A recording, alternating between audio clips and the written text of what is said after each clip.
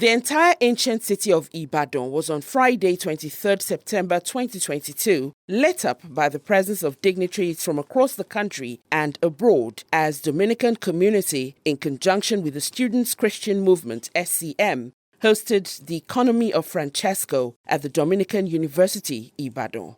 The event, which started around 10 a.m., was also followed virtually by some participants across the globe. Titled Promoting Agriculture Through Intergenerational Dialogue, as explained by the host, Reverend Father Francis Chiadi OP, Make It Local, that is the event, is aimed at bringing in more youth into the sector by creating fora for idea sharing between the youth who have the strength and elders who have the experience. We believe that agriculture has a significant role to play in the dynamics of justice in the society. So today, our own team locally, because this is a global event, but we are making it local. For Make It Local option, our team is promoting agriculture through intergenerational dialogue. We believe that the youths are willing to engage in agriculture, but sometimes they have the energy, but they do not have the experience. We also note that the elders, they have the experience, but sometimes their energy is failing them.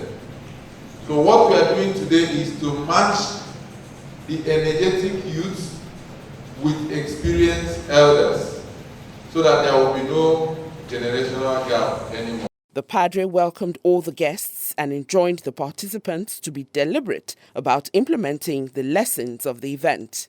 It is always said that it is not enough to have a car, but warming the engine always keeps the car in good shape. Knowledge that is not applied is a waste, is the overall message of the priest. The governor of Oyo State, Engineer Seyi Makinde, who declared the meeting open, stated that the pace-setter state is well poised to be the economic driver and food basket of not only Nigeria, but also the entire West Africa. He was represented by his executive assistant, Reverend Dr. Idowu Ogedengbe. He explained that the event is timely and necessary for reducing the excessive dependence on importation, which has affected Nigeria's foreign reserve as the country's major source of foreign exchange earnings, crude oil, is no longer reliable. Currently facing a serious debt of foreign exchange. Our foreign reserve has been depleted. We are not making as much money from our oil, from our crude oil, because we are not even meeting up with our OPEC quota. We've not been investing in enhancing our productive capacity. And so even when we have the opportunity to ask for more production quota, we can't, because we have not even made use of the one we've been given. Apart from that, there is a lot of theft going on about crude oil. So the effect of this, the cumulative effect of this has been that we are short on foreign reserves. And that means that we can't have access to enough dollar as we used to. Our import cover has significantly reduced. And so this is a time for us to start thinking local. You know, we are people that we depend so much on importation. We depend so much on importation. We import even things as insignificant as toothpick.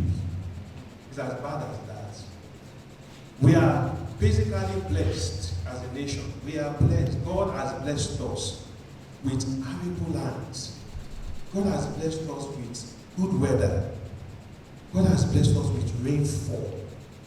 Most countries will have to do irrigation for them to have, their plants yield. But we don't even do that. We plant and the rain comes, the sun shines on our planting, and before you know it, we have a very huge harvest. Yet we are still importing. Our food importation bill is so astronomical. And the effect of that is that we are using the money that we have deployed towards building our economy to build other economies. We are importing food from other countries. So there is no better time for us to start looking at this very important discussion. How do we make things local? How do we make the best use of what we have so that we do not depend on importation? The founder of United Aid International, who was one of the keynote speakers, emphasized that research and technology can never be undermined in agriculture. According to the Purdue and Arkansas Universities trained Don, who said that oil is an efficient material for preserving raw eggs. This finding on using oil to preserve eggs was a product of his research at the University of Purdue many years ago and contained in his inaugural lecture.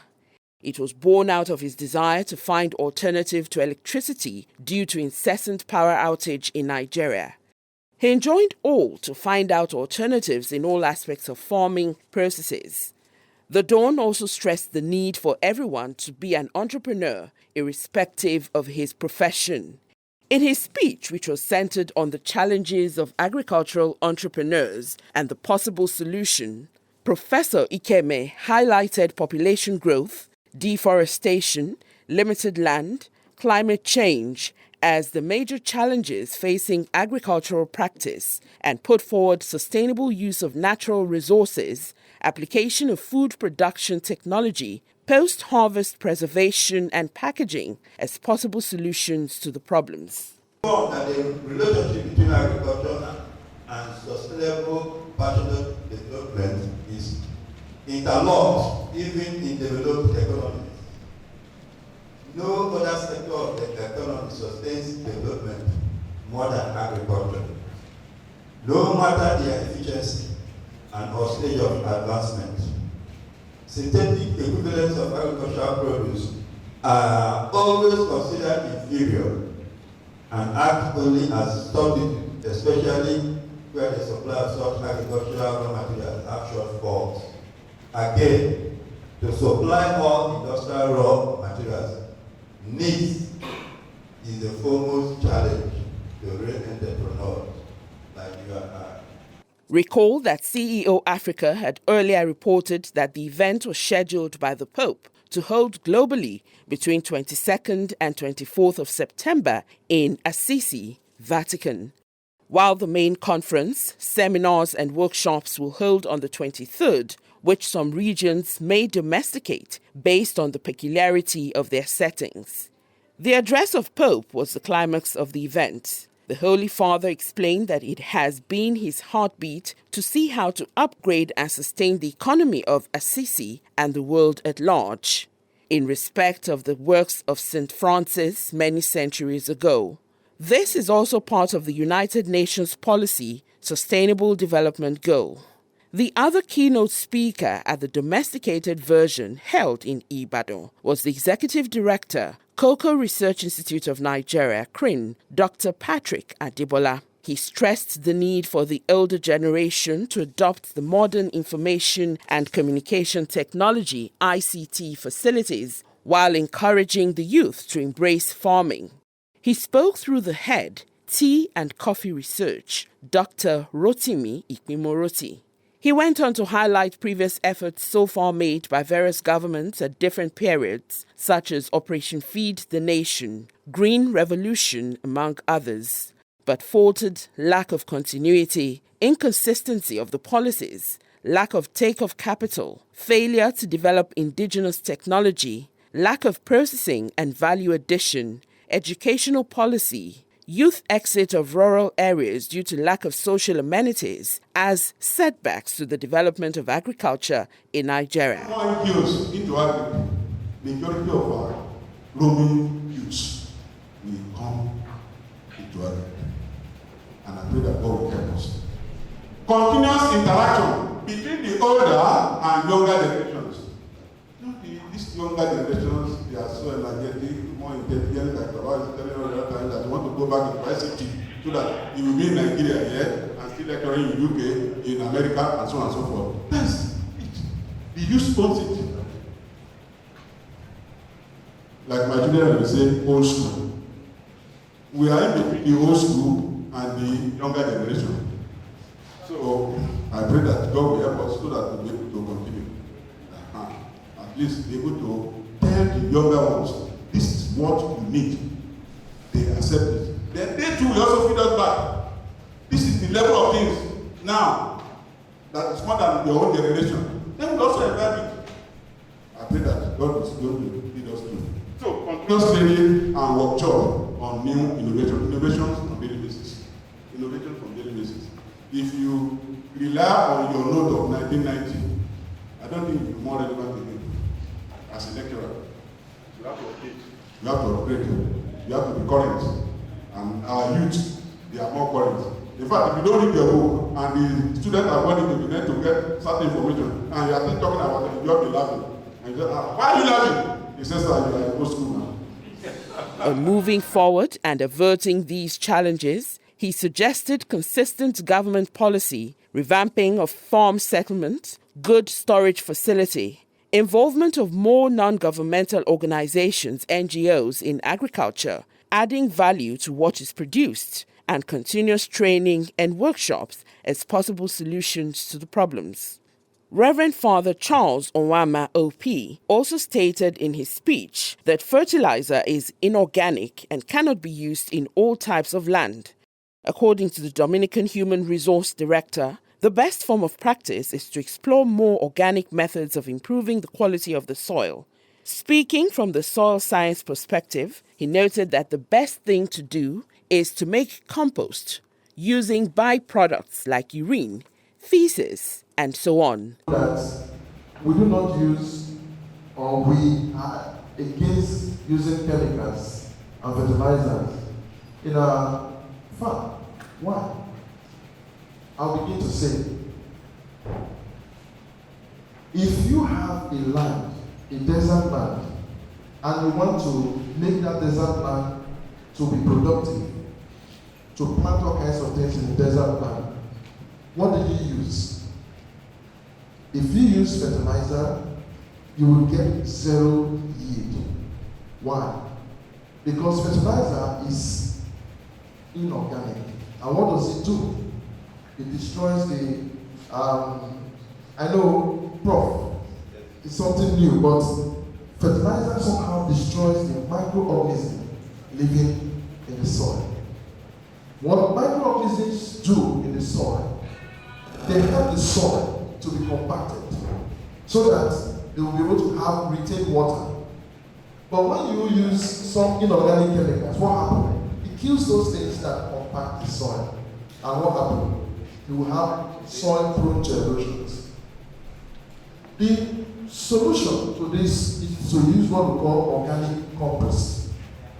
Organic compost is there is no waste in our system of farming. Why? Because we convert, well, we don't use the word waste, we call it byproducts. So that what you consider waste here is a byproduct or something else. So we call it regenerative agriculture. It's something that is relatively new in Nigeria. Why? Because the conventional agriculture in Nigeria is linear. And when she was saying it, I was just laughing. It's linear because it's one-way traffic. But our system of agriculture is cyclical. It goes round, and we call it integrated. Urine is very, very nutritious to plants. If you use urine, if you don't have animal urine, you can use human urine, you can donate. So there is a farmer, my friend in Uganda, in his village, he pays people to bring their urine. So he pays what the amount they pay to, and we have so many tanks where we bring the jerrycan of their urine, they pour into the ship it out. He has so many of them. And you will wash his field, but you leave it for 7 days. So that the urine turns to salt. Essential salt that the plants they need. So when you now use it, you use it to apply to your vegetables. I'm telling you. When you harvest your vegetable, people will be asking you, where did you grow this thing from? Because it's so fresh. Now, what I'm trying to say is that this urine is waste. You call it waste for plants, it's not for animals, but it's highly necessary for plant growth. Then also, the other aspect, aquaculture. Almost all the water waste in the farm or anywhere goes down to the fish pond. And what happens? It becomes maggots that the fish eats. And then excessive ammonia that is coming from the waste of the fish, you pump it back to what we call market garden. And in market garden, you use it to wet your vegetables and crops. So what happens? Everything goes down and there is no waste. While lamenting that Nigerian farming system lacks sustainability due to excessive waste, he noted that things that could be used to improve soil fertility and crop yield are always wasted because their benefits are not immediately seen. He called for more training and research and enjoined the youth to embrace agriculture and stop tagging it a dirty job. The Chief Executive Officer and Director, Waste Museum, Dr. Jumoke Olowo-Okere, also stressed the waste tendency of Nigerian farmers, which is not helpful to farming. Sharing from her experience and what inspired her to establish such a world-class project, she stressed that many things inherited from nature were going extinct, which were given to man by God. She noted that waste is wealth in disguise. She charged the youth to show enthusiasm in learning from the wealth of experience of the older generation in order to form a good synergy between the agility of the youth and experience of the elders. We need to ask ourselves as youth and also us as elders, if I have something I want to teach you as a youth and you are not available, or you are not interested, or you are not ready to give the required energy, the required time, the required dedication, I won't bother after a while. Those are my experiences in some months that I'm just sharing. And it's a food for thought for both us as elders and for the youth that are coming. Now, let's assume that the youth have the energy and the elders have the experience.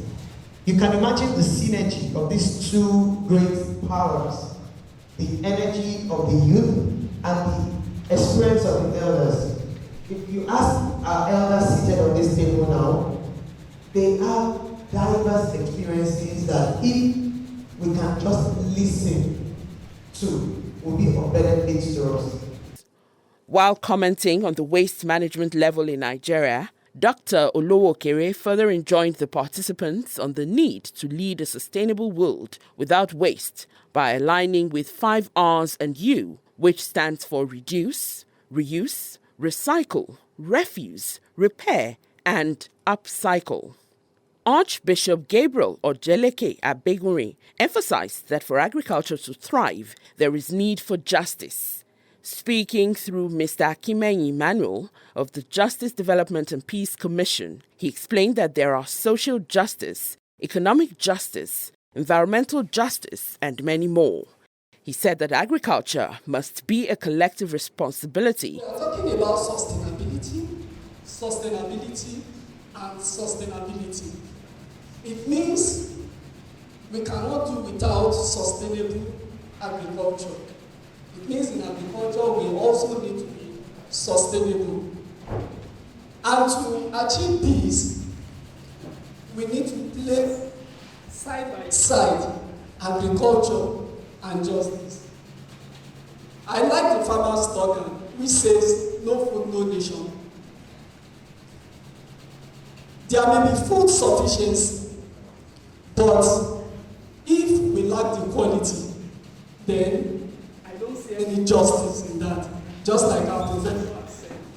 And so we must begin to look at the social justice aspect of agriculture, the economic justice aspect, the environment justice aspect, and many more. And so agriculture is for everybody. Let me say this. It is not only meant for those that want to do agribusiness. It is our collective responsibility to make agriculture attractive. Dr. Adebayo Kolade, the Executive Director, SCM, thanked the Oyo State government for its efforts in training over 3,000 youth so far. And I know that he has access to the governor, and anything we tell him will get to the governor. So please, help us beg His Excellency that the 3,000 youths you have trained in Nasarawa, let them get empowered. Oyo State has done a lot by training 3,000, whether they were gathered politically or gathered whatever. I know it's, I think, local government, you selected them. Don't let them go to waste. And they don't need too much. They just need allocation of resources. As you have been rightly informed, there are a lot of programs. I'm aware of the World Bank program in Ogun State that is end-to-end. You lock them in, and then the issue of market is not a problem. If we just manage to do this, and the children can see the money, just leave them, they will take the rest. He further noted that the neglect of rural areas by the government has a terrific consequence on agriculture. According to him, when basic amenities are not provided in the rural settings, youth are forced to seek a better life in the urban centers. He explained, using experience, that dilapidated state of Nigerian roads have cost farmers a lot. Ario Jonah of the Dominican students in Nigeria and Ghana gave the vote of thanks. Trust me, your presence here has made this event worthwhile. The members of the organizing committee, those who planned this event, CEO Africa, and indeed everybody here, young people.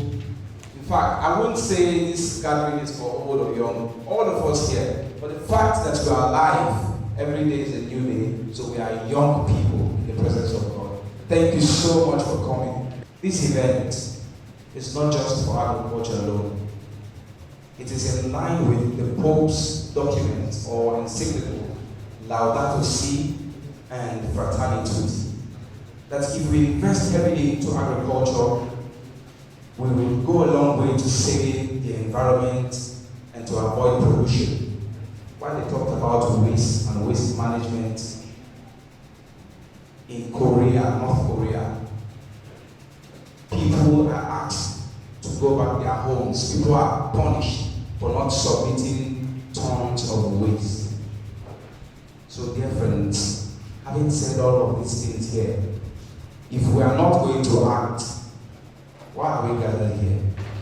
On that note, I would like to encourage and thank all of us, everyone, for coming and to help us to promote agriculture in the smallest way possible. Thank you. God bless you. The event, which had many groups in attendance, was closed with a call on the youth to tap into the wealth of experience of the elders and go back to the farm.